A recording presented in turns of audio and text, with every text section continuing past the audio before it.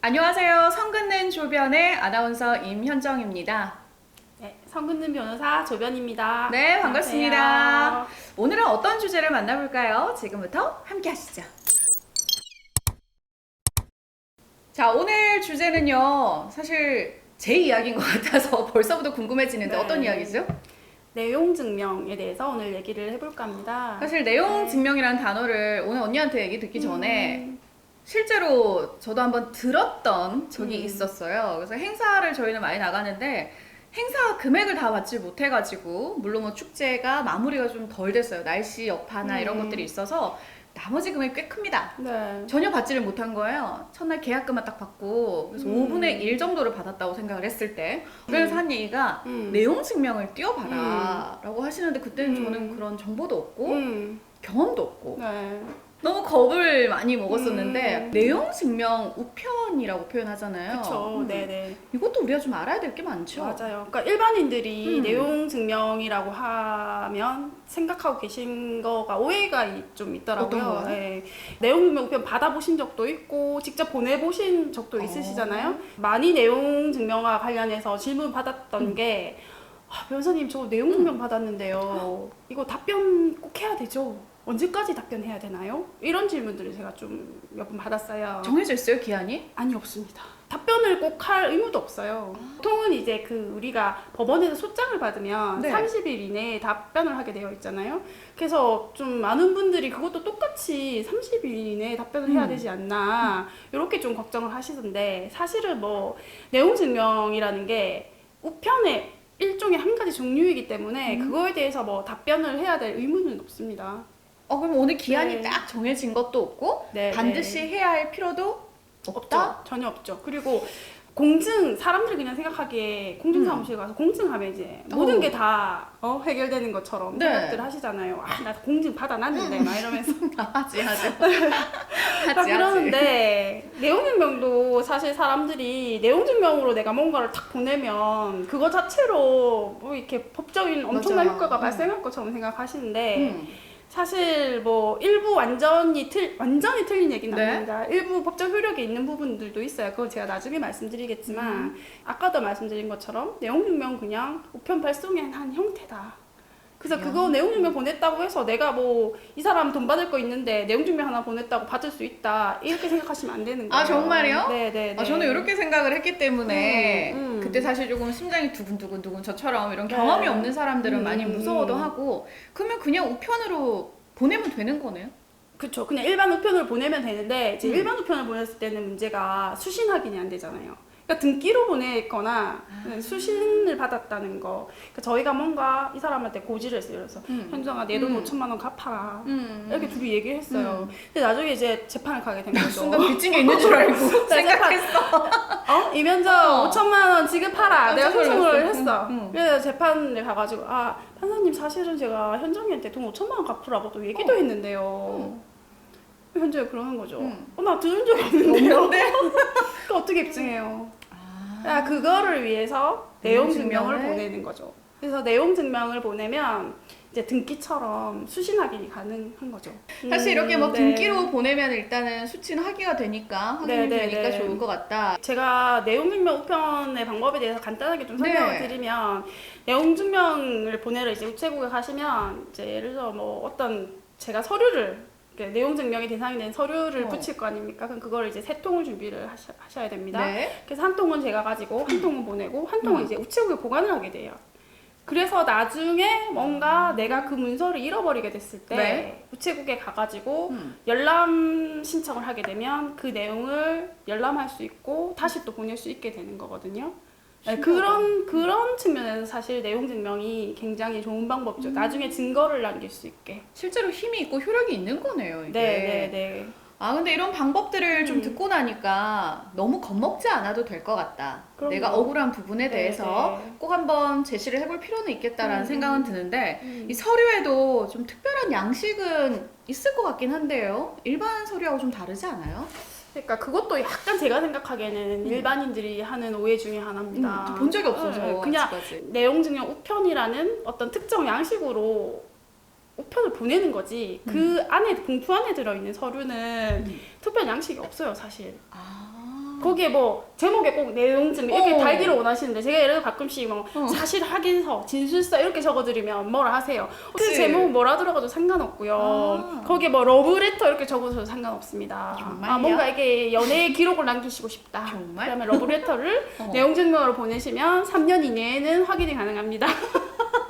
아 그러니까- 정말 이게 색다른 이야기인데요. 네, 특별히 양식은 없는데 다만 사실 뭐 내용 증명 보내는 이유들이 그냥 뭐 심심해서 보내는 거 아니잖아요. 아, 그럼요. 예, 예, 뭔가 이제 이미 내용 증명을 생각했을 때는 어떤 법적 분쟁에 휘말렸다는 거고, 맞아. 그리고 이제 이게 나중에 소송으로 갈지도 모른다. 내가 하든 그 사람이 하든. 그래서 일종의 이제 소송 전에 증거 확보 차원에서 네. 이걸 보내는 거거든요. 그래서 뭐 보통 뭐 편지 만약에 내용 증명 보낸다, 뭐를 넣어야 될 것 같아요? 주소 이름, 발신인 그 보낸 사람, 주소, 받는 사람, 이름, 받는 사람. 주소 이름, 내용. 일단 그거는 기본적으로 들어가야겠죠. 우표. 우표 붙이면 되고 수수료 돈 갖고 돈. 가야 되고. 예를 들어 내가 뭐 아까 얘기한 것처럼 빌려준 돈을 받을 건지 아니면 임대차 보증금 반환하라는 건지 매매 대금을 내놓으라는 건지 그거는 이제 핵심적으로 좀 하나 적어주는 게 좋아요. 뭐에 대한 건지 뭐 근데 그것도 꼭 필수적인 건 아니고요. 네. 그리고 뭐 웬만한 육하 원칙에 입각해서 아, 언제 누가 어디서 무엇을 그다음 뭐죠? 왜? 왜 또 어떻게? 역시 잘하시네. 그것대로 좀 배운 논리적으로 네 써주시는 게 나중에 소송의 증거 확보 차원에서 좋아요. 똑같이 5천만 원을 빌려준 거에 대해서 내가 쓴다. 그러면 이렇게 써요. 뭐 이면정님께 조정현이 5천만 원을 빌려준 적이 있습니다. 근데 언제 아까 빠졌죠? 언제 빌려줬는지. 왜냐면 소멸시효라는 게 있으니까 대여금도 언제 빌려줬는지. 뭐 20년 전에 빌려줬으면 이미 다 없어요. 소멸됐기 때문에 제가 청구할 수 없는 거고. 그리고 이거를 언제 갚기로 했는지. 그거 없잖아요. 그리고 이자를 얼마로 했는지. 그런 게 전혀 없는 상황에서 만약에 차용증까지 없다면 이게 전혀 도움이 안 되는 내용 증명이 될 수도 있다는 거죠. 또 제일 중요한 건 그때 보통 보면 이제 날짜 빼먹는 분들이 많은데요. 네. 가끔 보면 계약서에도 심지어 날짜 안 적는 분들이 있어요. 날짜는 웬만하면 보내는 날짜 꼭 표기해서 보내시는 게 좋을 것 같습니다. 근데 우편을 일단은 보내게 되면 우편 발송일이라는 게 뭐 어쨌든 네네네. 봉투 이런 데 네, 찍히기는 찍히긴 하죠. 찍히지만 네네. 안에 내용 증명에도 이왕이면은 마지막 오늘 네. 날짜라든지 이런 그쵸. 것들을 빠뜨리지 않고 써주면 더 좋겠다. 나중에 증거를 낼 때는 봉투를 같이 내진 않으니까요. 그러네요. 그 내용 증명 자체에다가 음. 마지막에 네. 날짜를 꼭 써라. 그렇죠. 좋아요. 그리고 만약에 내가 내용 증명을 작성해서 이렇게 붙였는데 네. 내용이 틀린 거예요. 그 A한테 보내야 되는데 B한테 보냈어요. 어떻게 해요, 내용 증명? 취소. 취소해야죠. 네, 취소해야 돼요? 되는데 저도 이번에 처음 알았네요. 돼요? 1시간 이내에만 취소 가능하답니다. 그럼 바로 돌아서자마자 다시 들어가면 되네. 네. 안 그러면 1시간 지나면 이제 취소는 절대 불가능합니다. 자, 잠시. 우체국 문 닫는 시간, 마감 시간에 만약에 4시나 이런 데 갔어요. 네. 가가지고 넣었어요. 네. 접수를. 못해. 아, 이거 했어. 그걸 나왔어. 잘못한 것 같아.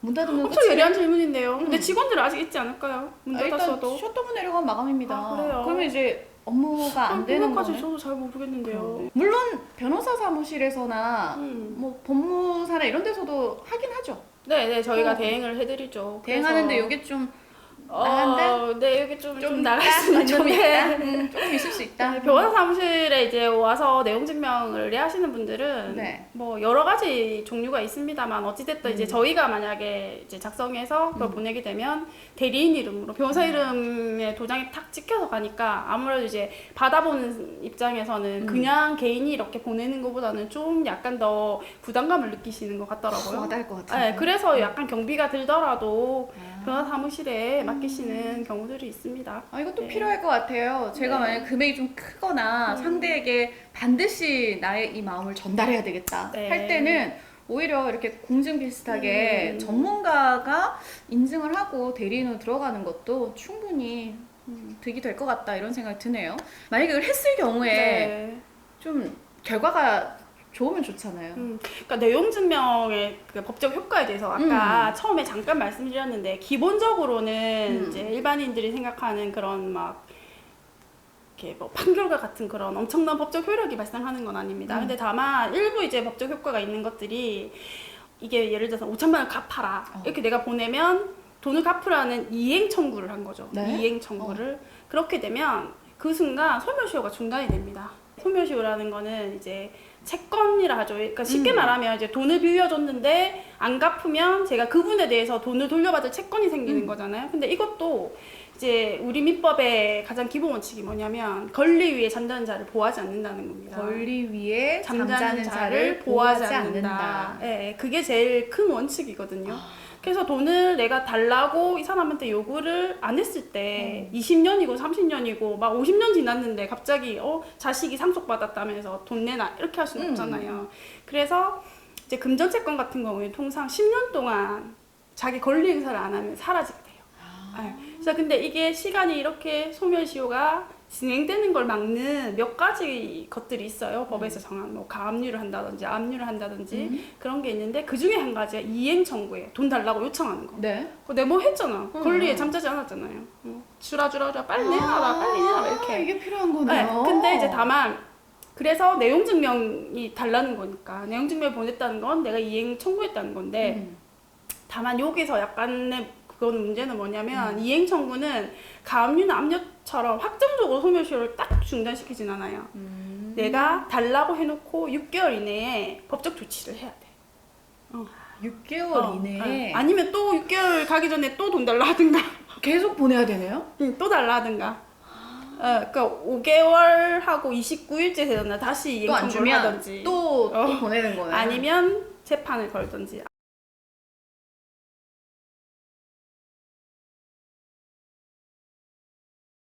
좀 가지고 있고요. 그리고 뭐 내가 계약을 했는데 상대방이 채무를 불이행해. 상대방이 뭐 해주겠다는 거 안 해줘. 네. 그래서 나는 계약을 해지하고 싶어요. 그럼 해제 의사 표시를 해야 되잖아요. 그쵸. 그때 이제 내용 증명을 좀 많이 보내줘. 근데 이것도 법적으로는 내가 지금 우리 계약 해제하자 이런다고 지금 딱 해제가 되지 않아요. 뭔가 내가 미리 약간 그게 딱 정해져 있지는 않은데 미리 나 이 계약 해제할래요 얘기하고 나서 일정 기간이 흘러야 해제 효과가 발생하거든요. 그러니까 이럴 때 내용 증명을 많이 활용합니다. 이때 저희가 좀 깜짝 질문 하나 드려볼게요. 저희 앞에 계신 분께서 내용 증명을 보낸 경험이 있다 하셨는데 몇 번 보내셨어요? 한 번 보내고 말았네. 그러니까요. 몰랐네. 그러니까 저희 프로를 진작에 아셨으면 맞죠? 그랬네. 5개월 하고 29일 날 한 번 더 딱 보냈으면 한 번 더 보냈어야 되는데. 좋았는데 그때 전문가 의견 안 들어보셨죠? 그래서 그런 돈 아끼려고 하시다가 그 받았어요 못 받았어요?